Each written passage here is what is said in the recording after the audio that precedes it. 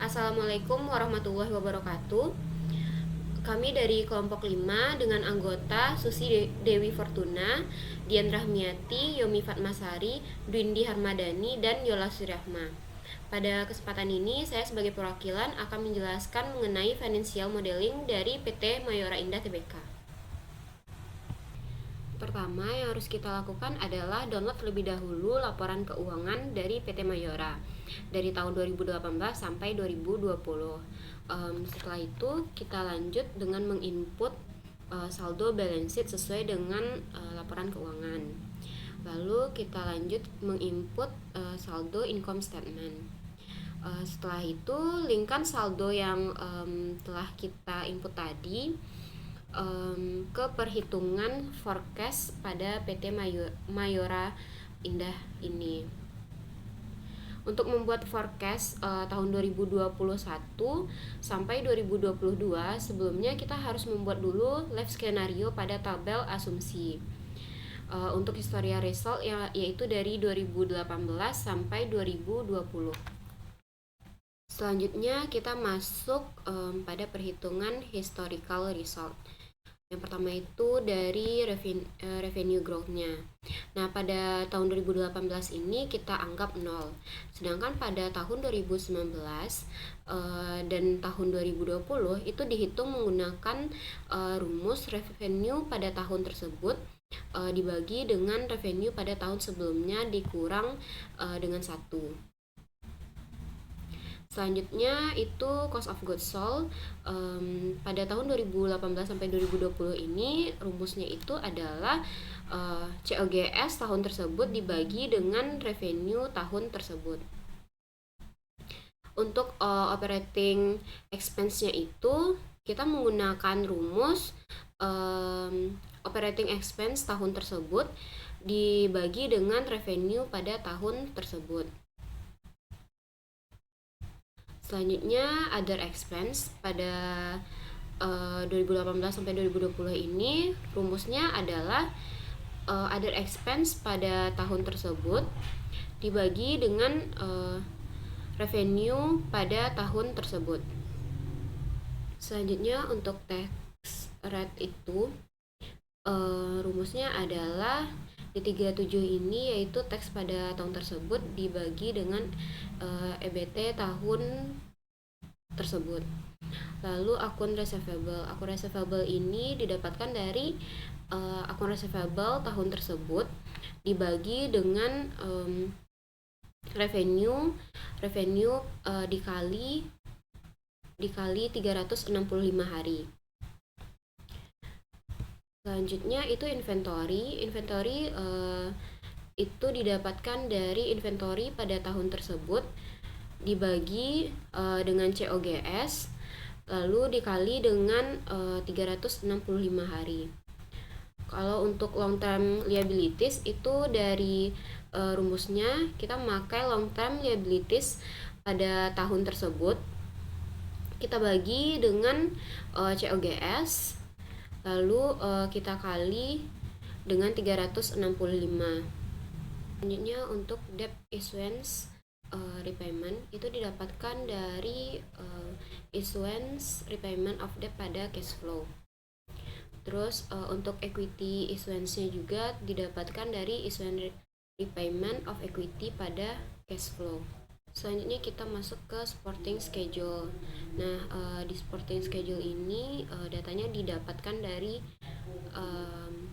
balance sheet, dan untuk net working capital ini didapatkan dengan menambahkan nilai akun receivable dengan inventory lalu dikurangi dengan akun payable. Sedangkan untuk change in net working capitalnya itu didapatkan dari dengan mengurangkan net working capital tahun sekarang dengan tahun sebelumnya. Selanjutnya itu kita masuk pada forecast dari tahun 2021 sampai 2025. Yang pertama itu revenue growth. Nah, pada revenue growth ini diasumsikan 7% karena presentasi pertumbuhan revenue itu meningkat dari tahun 2018 sampai 2019. Tapi pada tahun 2020 itu mengalami penurunan karena pada tahun 2020 itu kan ada pandemi. Jadi untuk itu jika kondisinya normal, maka Mayora Indah ini akan selalu mengalami pertumbuhan pendapatan dan diasumsikan sama untuk 5 tahun ke depan. Selanjutnya itu untuk COGS, Operating Expense dan Other Expense, itu pertumbuhannya, presentasi pertumbuhannya itu berfluktuasi, sehingga kami menggunakan rumus average untuk menghitung asumsi pertumbuhan pada 5 tahun ke depan. Nilainya dapat dilihat pada tabel ini. Sedangkan untuk tax rate ini kami mengasumsikan sama setiap tahunnya, yaitu senilai 23%. Dan untuk accrued receivable sampai equity issuance ini kami mengasumsikan dengan menggunakan rumus average. Selanjutnya kita masuk pada forecast income statement. Yang pertama itu revenue. Nah, di revenue ini kita menggunakan rumus revenue pada tahun sebelumnya, itu dikali dengan revenue, pertumbuhan revenue-nya ditambah dengan 1. Sedangkan untuk COGS itu didapatkan dari pertumbuhan COGS pada asumsi itu dikali dengan revenue tahun sebelumnya. Untuk gross profit ini didapati dengan mengurangi revenue dan COGS. Sedangkan untuk operating expense dan other expense ini menggunakan persentase dari pertumbuhan masing-masingnya dikali dengan revenue. Untuk EBT, earning before tax, itu didapatkan dari gross profit dikurang dengan total dari expense. Gross profit dikurang dengan total expense. Untuk tax itu didapatkan dari persentase pertumbuhannya dikali dengan EBT atau earning before tax. Sedangkan untuk other incomes itu kami asumsikan dengan cara memakai rumus average dari income tahun sebelumnya. Dan untuk net earnings itu didapatkan dari earning before tax dikurang dengan tax. Sedangkan untuk yang terakhir itu net earnings itu didapatkan dari EBT, earning before tax, dikurangi dengan tax dan ditambah dengan other incomes. Selanjutnya itu sebelum kita menghitung forecast dari balance sheet ini, kita harus menghitung terlebih dahulu forecast dari cash flow statement dengan mengasumsikan bahwa pertumbuhan dari 2021 sampai 2025 menggunakan rumus average. Selanjutnya itu net increase itu didapatkan dengan menggunakan rumus cash from operation itu dikurangi dengan cash from investing dan dikurangi dengan cash from financing. Selanjutnya baru kita membuat forecast pada balance sheet. Nah, untuk yang pertama itu pada cash, jadi ini dilingkan dari closing balance pada cash flow statement tadi. Dan untuk akun receivable dan inventory itu didapatkan dari revenue dikali pertumbuhan masing-masingnya itu dibagi 365. Sedangkan untuk prepaid expense dan non current asetnya itu didapatkan dengan menggunakan rumus average 3 tahun sebelumnya. Jadi dari 2018, 2019 dan 2020.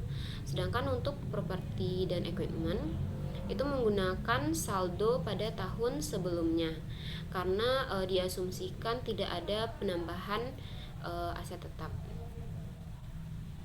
Sedangkan untuk akun payable dan long term liability itu didapatkan dari COGS dikali dengan pertumbuhan masing-masingnya dan dibagi dengan 365. Untuk total itu bisa langsung di sum saja. Selanjutnya untuk common stock itu didapat itu sama setiap diasumsikan sama setiap tahunnya. Kalau untuk retained earnings-nya itu didapatkan dari retained earnings tahun sebelumnya ditambah dengan net earnings tahun tersebut. Selanjutnya itu kita melanjutkan sporting schedule ini. Nah, untuk melanjutkan sporting schedule ini, angka pada working capital schedule ini didapatkan dari link forecast pada balance sheet tadi. Pada balance sheet. Dan untuk PPE openingnya ini didapatkan dari PPE closing pada tahun sebelumnya. Selanjutnya itu pada plus capital expenditure. Nah, ini didapatkan dari kita linkkan dari capital expenditure di tabel asumsi tadi yang paling atas. Untuk other expense itu dilinkkan dari other expense pada income statement tahun bersangkutan. Sedangkan untuk yang terakhir itu debt opening. Debt opening ini didapat dari debt closing pada tahun sebelumnya.